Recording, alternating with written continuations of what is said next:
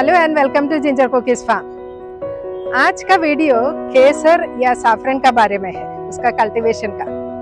तो मैं आई हूँ बरजे गांव, पुणे डिस्ट्रिक्ट, महाराष्ट्र स्टेट। ये जो खेती करने वाले हैं मिस्टर शैलेश से मिलने के लिए, उनसे हम बात करके पूछ लेंगे इसका पूरा तैयारी कैसे वो कर रहे हैं। नमस्कार and welcome to Ginger Cookies Farm. This is mister Shailesh जो केसर के कल्टीवेशन कर रहे हैं। बहुत कुछ बोलना है तो हम उन्हें डायरेक्टली पूछेंगे कैसे सब कंप्लीट इसका अरेंजमेंट। 365 फार्म ये हमारा सैफ्रॉन और हाइड्रोपोनिक कंटेनर फार्म के हाँ right, hydroponic also. Hydroponic container farm ये है, इसमें कि हम इंडोर फार्मिंग करते हैं, राइट। तो मैं पहले सॉफ्टवेयर में था और फिर एग्रीकल्चर में आया हूँ, तो वो हम जानेंगे डिटेल में। बट पहले हम दिखाते हैं एग्जैक्टली क्या हम कर रहे हैं, तो हम अंदर जाके देखते हैं। बताया आप आईटी इंजीनियर थे, वहाँ से आप खेती का स्टार्टिंग किया and right now you are doing hydroponic plus saffron cultivation also. ये जर्नी कैसे थे वहाँ से यहाँ तक? वैसे देखा जाए तो जर्नी क्वाइट एक्साइटिंग था। मैं सॉफ्टवेयर इंजीनियर था ऐसे बोल सकते हैं, क्योंकि पिछले 6 साल से मैं इस एग्रीकल्चर सेक्टर में हूँ। मैं बेसिकली नासिक का, मेरा पूरा एजुकेशन नासिक में हुआ है और पुणे आया और पुणे में मैंने पूरा एजुकेशन कंप्लीट किया। और एजुकेशन कंप्लीट करने के बाद मैं सॉफ्टवेयर कंपनी में काम किया और 13 साल सॉफ्टवेयर कंपनी में काम करते हुए अलग अलग देशों में काम करने का मुझे मौका मिला। बट ऐसा नहीं कि वहाँ से सीख के मैं एग्रीकल्चर में आया, बट मुझे पता ही नहीं था एग्रीकल्चर के बारे में ज़्यादा। बट हाँ, कुछ तो करना था, वो दिमाग में था कि कुछ तो करे। तो मैंने सॉफ्टवेयर छोड़ने 13.5 साल के बाद मैंने सॉफ्टवेयर कंपनी छोड़ दिया और एग्रीकल्चर सेक्टर में आया। और एग्रीकल्चर सेक्टर में आने का भी एक एक्सीडेंट था। एक्चुअली मैंने ये रेडियो का मुझे बहुत हेल्प हुआ, क्योंकि उस पर मैंने सुना कि अबाउट हनी बीज, राइट, मधुमक्खी क्या है, और उसके बारे में क्यूरियोसिटी जनरेट हुआ कि मधुमक्खी कैसे काम करता है। तो मैंने मधुमक्खी का पालन कैसे करते हैं उसका ट्रेनिंग लिया। और वो ट्रेनिंग लेते समय मुझे पता चला कि एग्रीकल्चर का सबसे बड़ा प्रॉब्लम है पॉलिनेशन, राइट। मींस जो परागीभवन जो बोलते हैं, जिसमें कि फूल का फल में कन्वर्ट होता है वो पॉलिनेशन। और पॉलिनेशन अभी हो नहीं रहा है क्योंकि मधुमक्खियां नहीं है खेतों में। तो वो प्रॉब्लम सॉल्व करने के लिए मैंने मेरा पहला बिजनेस शुरू किया, बी पॉलिनेशन सर्विसेज, जहाँ पे मैं मधुमक्खी की जो छत्ते थे वो रेंट पे देने का फार्मर को, जिसके कारण फार्मर वो यूज करके उसका पॉलिनेशन प्रॉपर होता था। तो वो बिजनेस करते समय मुझे डेफिनेटली ये पूरा एग्रीकल्चर का पूरा पता चला। मींस क्रॉप कैसे ग्रो होता है, किस तरह उसका पॉलिनेशन होता है, राइट, वो साइकिल क्या रहती है। तो डिफरेंट फार्मर से मैं कंटिन्यू टच में रहता था, तो मेरा एग्रीकल्चर का वहाँ पे इंटरेस्ट बिल्ड हुआ। और मुझे इसमें सबसे ज्यादा हेल्प हुआ डॉक्टर विकास केरे, एक्चुअली सर का। उन्होंने मुझे पूरा एग्रीकल्चर सिखाया। ही वॉज एग्री एक्सपर्ट थे वो।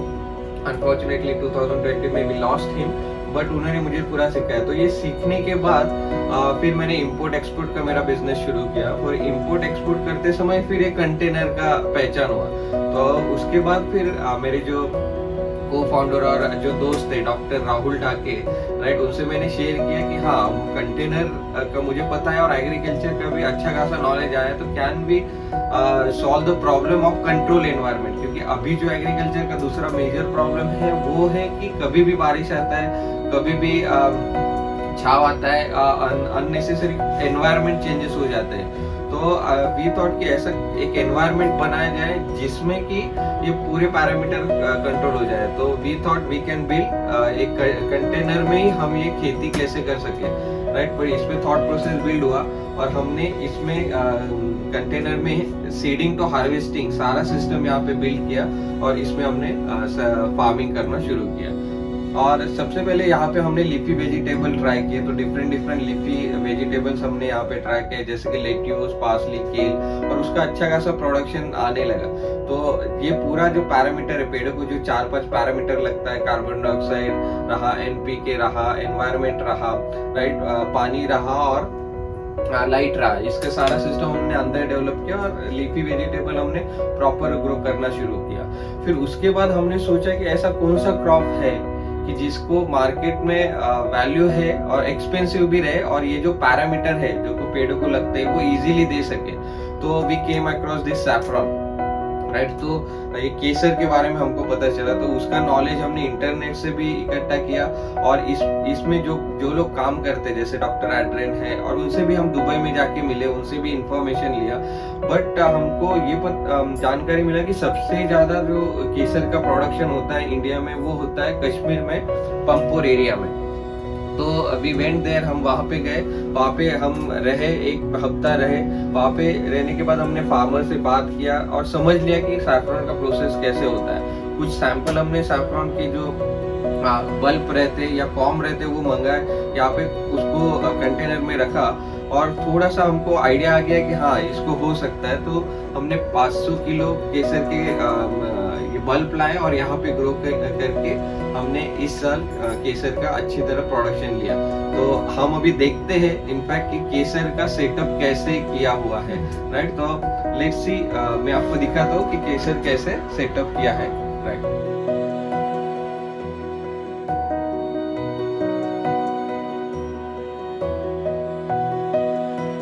हम पूछ लेते शैलेश जी को कि कश्मीर जाकर आए हो, कोल्ड रीजन में उगाने वाला ये जो खेती दैट इज केसर और सैफरन, उसका क्लाइमेट कंडीशन यहाँ उन्होंने कैसे बनाया, कैसे सेटअप किया? तो आप यहाँ पे देख सकते हैं डिफरेंट रैक हमने यूज किया, ये ट्रेज यूज किए, उसमें डायरेक्टली हमने केसर का ये रख दिया। तो केसर का जो है वो 2 पार्ट में आता है केसर का। पहला है फ्लावरिंग स्टेज और दूसरा है मल्टीप्लिकेशन।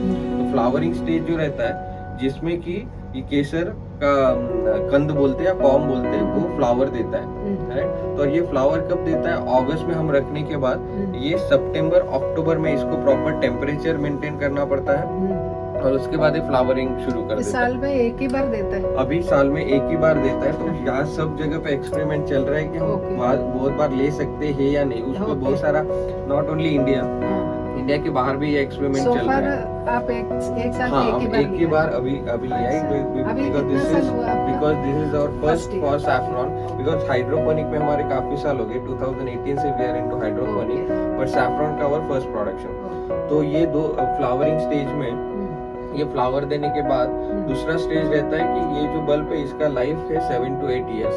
एक बार हमने ये जो सीड लाया, राइट, वो 7 से 8 साल फ्लावरिंग देगा, राइट। बट वो देने के लिए उसको दूसरा जो स्टेज रहता है मल्टीप्लिकेशन, मींस फ्लावर होने के बाद इसको ना मल्टीप्लिकेशन करना पड़ता है। अगर आप यहाँ पे देखोगे तो ये मल्टीप्लिकेशन प्रोसेस के लिए रखा हुआ है।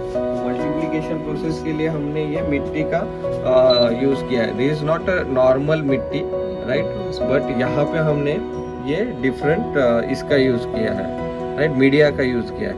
और यहाँ पे अगर आप देखोगे तो ये यहाँ पे पंपोर का मिट्टी है, और यहाँ पे ये अपना। तो हमने पंपोर के मिट्टी का पूरा डिटेल एनालिसिस किया, और इक्विवेलेंट टू दैट हमने यहाँ पे हमारा एक मिट्टी बनाया, और यहाँ पे मल्टीप्लाई। तो ये जो बल्ब रहते हैं वो मल्टीप्लाई होते हैं, एक बल्ब पे 3 या 4 मिनिमम बच्चे देता है, राइट। तो एक बार mother plant will remain, right, mother plant वैसे रहता है, और जो बच्चे देता है, तो दैट्स व्हाई और 7 साल आप यूज कर सकते हैं। हाँ, हम यूज कर सकते हैं, 4 मल्टीप्लाई, राइट। वो डिपेंड अपॉन उसका हेल्थ क्या रहेगा, बट वो मल्टीप्लाई होता है। तो वो होने के ये भी एक बिजनेस मॉडल हो सकता है। ओके, क्लाइमेटिक कंडीशंस एडजस्ट करना है, plus there is no soil, there is no water. This is actually a miracle type of setup. Miracle type of setup नहीं बोल सकते, but life cycle of saffron is like that, because it store the energy. और हमको energy बाहर निकालने के लिए, actually energy बाहर निकालने के लिए हमको वो कंडीशन देने पड़ते हैं। तो हमने पिछले 2005 से लेके 2015 तक का स्टडी किया पंपोर एरिया का, और उस तरह के कंडीशन का चार्ट हमने बनाया, और वी फॉलोड दैट चार्ट, और उस हिसाब से वी कैन एबल टू हमने ये यहाँ पे केसर का प्रोडक्शन लिया है। तो आपको यहाँ पे दिख रहा होगा डिफरेंट मिट्टी हमने यूज किया है, डिफरेंट। यहाँ पे रेड सॉइल है, यहाँ पे विदाउट लाइट है, राइट, यहाँ पे विथ लाइट है। सो वी आर एक्सपेरिमेंट कर रहे हैं, ये भी पॉसिबिलिटी है, राइट। क्योंकि क्या है ना कि एक्सपेरिमेंट करते करते ही हमको समझ में आएगा कि हाँ मल्टीप्लाई कैसे होता है, इंडोर मल्टीप्लाई हो रहा है या नहीं हो रहा है, right. So that we will get confident कि नेक्स्ट स्टेज पे भी हमको कॉन्फिडेंस जनरेट होगा। बट इतना जो एरिया है 160 square feet, 8x20 square feet का कंटेनर है, 8x40 है, बट हाफ हमने 8x20 में डिवाइड किया। तो 8x20 में जो सैफरॉन है, हाफ एकड़ का जितना ओपन का फील्ड में जो आता है कल्टीवेशन, उतना यहाँ पे हम ले सकते हैं 160 स्क्वायर फीट में। तो शैलेश जी, आपने ऑल दिस एनवायरमेंटल कंडीशंस लाया इधर और आप कानपुर का कश्मीर का सब मट्टी भी लाया, and this is a closed container, closed area, everything is protected according to the environment which is needed. Tell me, ये जो बाहर बाकी का किसान, किसी को ऐसा उनका खेती में करना है 1 एकड़ 2 एकड़ या कम, उससे कम जमीन में करना है, तो उनके लिए आप कैसे मदद कर सकते हैं? Can you advice them? अभी तो हम ही अभी पे एक्सपेरिमेंट कर रहे हैं, बट हाँ कि सैफरन मैंने बोला जो 2 पार्ट में रहता है, फ्लावरिंग स्टेज है, तो फ्लावरिंग स्टेज के लिए डिफरेंट टेम्परेचर लगेगा, जैसे कि ठंडा टेम्परेचर लगता है फ्लावरिंग के लिए 8, 9 और 10 डिग्री के आसपास का। तो अगर कोई एरिया इंडिया का जहाँ पे है कि ये टेम्परेचर उस मंथ में मैनेज हो रहा है, so we can definitely take flowering वहाँ उस एरिया में, जैसे कि पूना में महाराष्ट्र में महाबलेश्वर वगैरह है, साउथ में ऊटी वगैरह है, बैंगलोर ऊटी, वहाँ पे भी राइट। तो उस बट क्या है ना, वो स्पेसिफिक टाइम पे वो स्पेसिफिक कंडीशन होना चाहिए, राइट। सो वहाँ पे हम फ्लावरिंग ले सकते हैं, बट ओपन फील्ड में इसको फ्लावरिंग लेना थोड़ा सा यहाँ पे डिफिकल्ट हो जाएगा, आएगा ही नहीं क्योंकि कंडीशन प्रॉपर मैच है।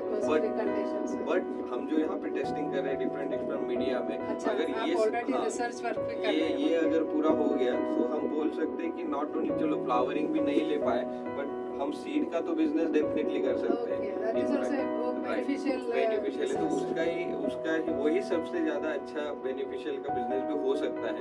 इनफैक्ट सैफरन तो वही बेसिकली, बट ये भी हो सकता है। तो शैलेश जी, ये सेटअप सब हमने देख लिया, अभी आप इसका शुरुआत से how much you have to spend for setting up this, your container charges plus electricity plus the lights, carbon dioxide and humidity, ये सब के लिए आपको कितना, how much money you have to spend, and man power उनका भी है ना, doing all this you need to spend money for you and some of your colleagues are also there, कुछ लोग आपके साथ काम भी कर रहे हैं उनके लिए और आपके लिए, मतलब हाउ मच सब कॉस्ट, राइट।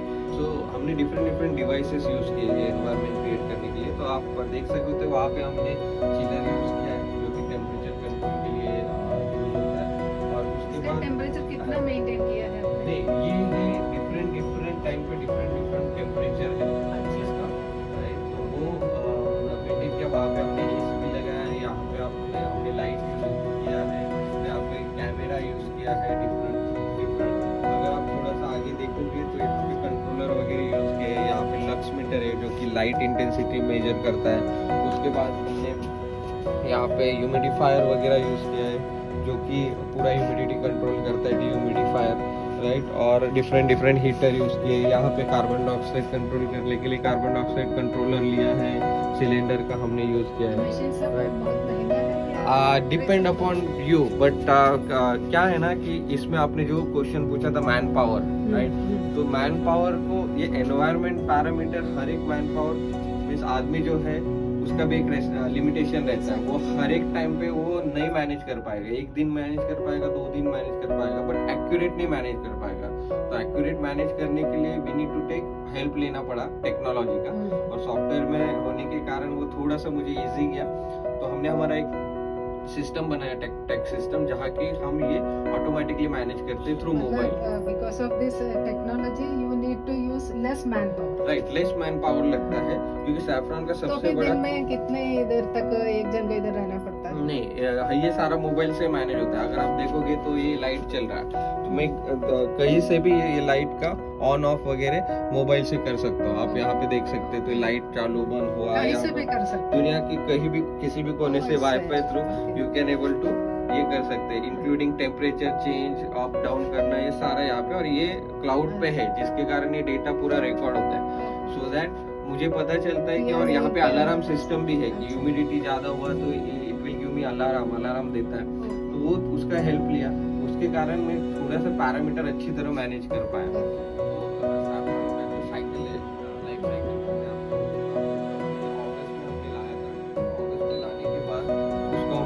पे रखा, और अगस्त में रखने के बाद थोड़ा टेम्परेचर जो है उसका, राइट, वो टेम्परेचर, ह्यूमिडिटी और और थोड़ी 2-3 पैरामीटर है, we have manage that right. तो वो मैनेज करने के बाद सितंबर में इसको बडिंग शुरू हुआ और अक्टूबर में उसका फ्लावरिंग स्टार्ट हुआ।